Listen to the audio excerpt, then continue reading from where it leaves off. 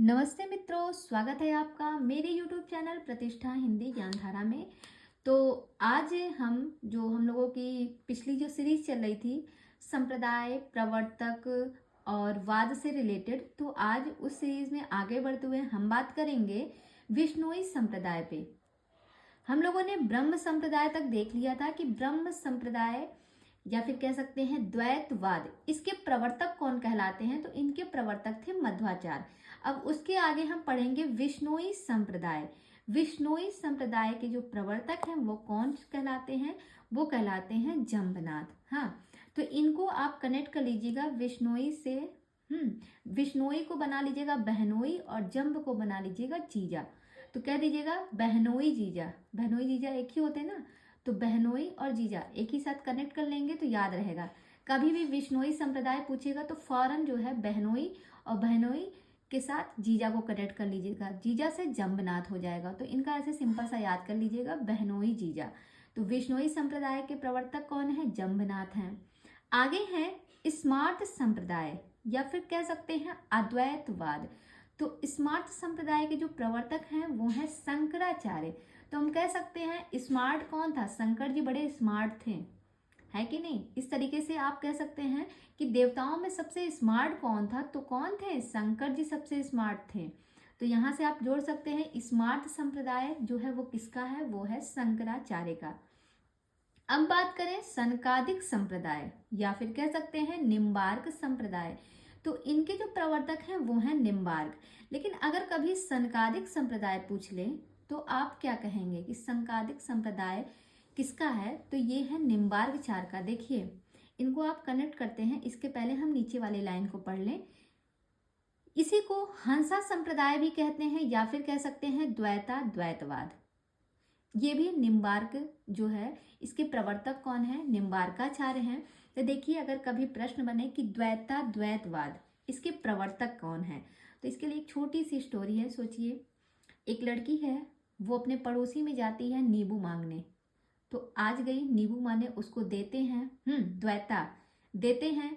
फिर जाती है, डेली डेली वो नींबू मांगने जाती है। आज जाएगी, फिर कल जाएगी, फिर परसों जाएगी। डेली डेली वो नींबू मांगने जा रही है। तो क्या है, सामने वाला कहेगा ये सनक गई है क्या?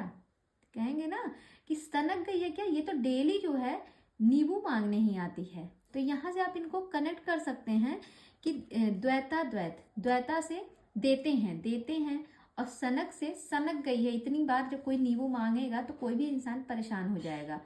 तो याद हो जाएगा, सनकादिक संप्रदाय किसका है? निम्बार्क का। द्वैतवाद, तो ये निम्बार्क द्वैता से आप कनेक्ट कर लीजिएगा। क्या देते हैं? नींबू देते हैं। क्या मांगती है? नींबू मांगती है तो देते हैं, द्वैता से देते हैं। हो गया कनेक्ट। द्वैतवाद निम्बार्क का है और इन्हें हंसा संप्रदाय के नाम से भी जाना जाता है।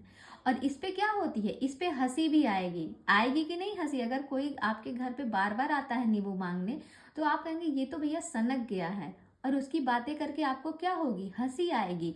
तो हंसी से आप कनेक्ट कर लीजिएगा हंसा संप्रदाय। तो हंसा संप्रदाय भी किसका है? निम्बार्क का है। तो सभी आपको याद हो गए आसानी से। अब बात करते हैं लाल पंथ। लाल पंथ जो है ये लालदास का है। ये भी प्रश्न बनता है, ये तो सीधा सीधा याद ही हो जाएगा, लाल पंथ लालदास। आगे बात करें तो अगला है दादू पंथ या फिर कह सकते हैं परब्रह्म संप्रदाय। तो दादू पंथ के नाम से पूछेगा तो इसके जो हैं दादू दयाल हैं प्रवर्तक। लेकिन अगर परब्रह्म संप्रदाय करके पूछता तो थोड़ा सा दिक्कत हो जाता है। तो याद रखिएगा, जो परब्रह्म संप्रदाय है वो किसका है? दादू दयाल का है।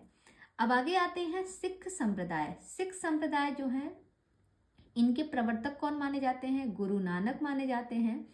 सिख गुरु हम करते हैं ना, तो सिख संप्रदाय के प्रवर्तक कौन माने जाते हैं?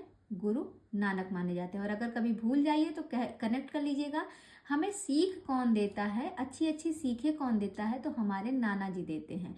नाना से नानक को कनेक्ट करिएगा, गुरु नानक, याद हो जाएगा। फिर अगला है टटी संप्रदाय। तो जो टटी संप्रदाय है ये हरिदास जी का है।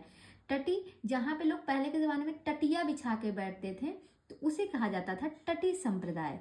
टटी संप्रदाय के जो प्रवर्तक हैं वो हरिदास जी हैं। और आगे है तापसी संप्रदाय, तापसी शाखा। तो तापसी शाखा के कीलह दास हैं। तापसी शाखा के जो प्रवर्तक हैं वो कौन है, वो है कीलहदास। और आगे है सत्यनामी संप्रदाय। सत्यनामी संप्रदाय को कल हमने पढ़ा था, आज फिर से पढ़ लेते हैं। सत्यनामी संप्रदाय कौन किसका है, तो ये है जगजीवन दास का। तो जग में हमारा जीवन है, ये बात सत्य है। जग में ही हमारा जीवन है और ये बात क्या है, ये बात सत्य है। तो ये हो गया सतनामी संप्रदाय का। अब हम बात करें तो अगला जो संप्रदाय है वो है उदासी संप्रदाय। तो उदासी संप्रदाय जो है ये किसका है, इसके प्रवर्तक है श्रीचंद। उदासी संप्रदाय के जो प्रवर्तक हैं श्रीचंद हैं। और श्रीचंद आप लोग नहीं, श्रीचंद जो है ये गुरु नानक के पुत्र हैं।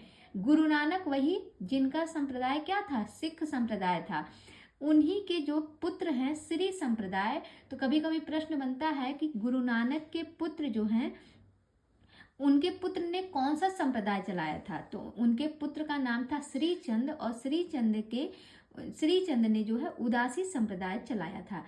अच्छा, इनके दो पुत्र हुए थे गुरु नानक के, एक तो श्रीचंद है और दूसरा कौन था, ये दूसरा नाम जो था उनके पुत्र का वो आप लोग कमेंट बॉक्स में कमेंट करके बताइएगा। गुरु नानक के जो दूसरे पुत्र थे उनका नाम क्या था। एक तो है श्रीचंद जिन्होंने उदासी संप्रदाय चलाया था, अब दूसरा आप लोग बताइएगा। तब तक आगे चलते हैं। तो अगले जो है सत्यपीर संप्रदाय। तो सत्यपीर संप्रदाय किसका है, ये है अलाउद्दीन हुसैन का सत्यपीर संप्रदाय। इसके बाद हम बात करें बाबा लाली संप्रदाय। तो बाबा लाली संप्रदाय के जो प्रवर्तक माने जाते हैं वो बाबा लाली माने जाते हैं। इनके नाम से ही आप इनको याद रख सकते हैं। आगे है सांख्य दर्शन। तो सांख्य दर्शन के जो प्रवर्तक हैं वो कपिल हैं। सांख्य दर्शन का भी पूछता है कि सांख्य दर्शन के प्रवर्तक कौन माने जाते हैं, तो कपिल माने जाते हैं सांख्य दर्शन के प्रवर्तक। अगर प्रश्न आए कि योग दर्शन के प्रवर्तक कौन माने जाते हैं, तो योग दर्शन के प्रवर्तक माने जाते हैं पतंजलि। अगर कभी इनका नाम भूल जाता है तो आप बाबा रामदेव को जानते हैं जो कि योगा कराते हैं, योगाचार्य हैं, और उनका जो प्रोडक्ट आता है वो पतंजलि के नाम से आता है। तो याद हो जाएगा, योग दर्शन के जो प्रवर्तक हैं वो कौन है, वो है पतंजलि। फिर बात करें न्याय दर्शन। न्याय दर्शन के जो प्रवर्तक हैं वो कौन है, वो है अक्षपाद गौतम। न्याय दर्शन के प्रवर्तक का क्या नाम है, अक्षपाद गौतम नाम है। आगे है